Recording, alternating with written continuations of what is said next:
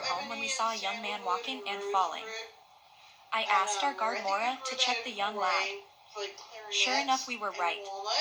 The farmer where he worked would not give him his papers to leave. He had gangrene in his leg and wanted to go home to die. I asked Mora to take him to the bus station and put him on the bus to get him home to his family. The maids in our home were ferocious with me. I said, "It could have been you child out there." They did not care. Living in Brazil and all Latin countries, you live with guards around the clock. With little privacy, that is the downside of your life. Mora, our wonderful day guard, complained to my husband about my old car. He stated the wife of a president of Kibben should have a new one.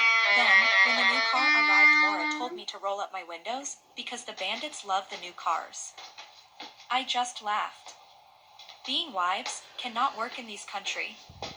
I worked for free in a stained glass studio, gave out awards and watches to retiring workers.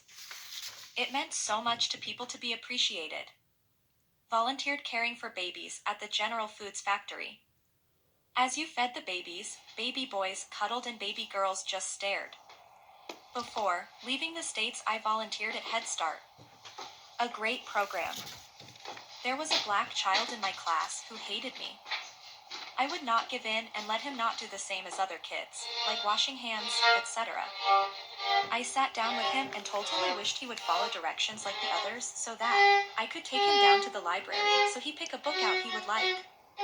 He finally did, and I took his little hand and we went to the library together. When I left the States and had to tell him, we both cried. After returning from Switzerland, I took my sister-in-law Carol hiking in Jockey Hollow, New Jersey. After hiking in Switzerland, I was fit as a fiddle. Carol was having problem getting up a hill. As I was pulling her up an incline, a handsome gentleman, Douglas, Alabamians, who grew up in Iowa and West Point, came up and asked if could help. What was the beginning of my new life with an officer and a gentleman from West Point, Vietnam veteran. An incredibly fast courtship. An everyday romance. On our honeymoon, Doug introduced me to the Adirondacks.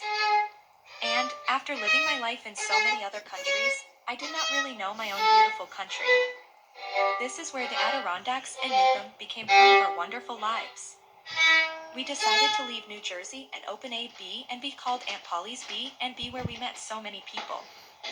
Robert Redford's daughter, a lovely young lady, people who would rent the whole B&B and design salvage ships, etc. What an interesting life we lead. I was so blessed to learn so much from all the people who touched my life. But, by moving so much, you do not develop roots. Newcomb, New York, became my roots. Doug took over Tom and Dylan's horse business and drove a beautiful team of horses into the great Camp Santanoni for many years. I was so proud of Doug. I loved our time together up at the barn. Harnessing the horse.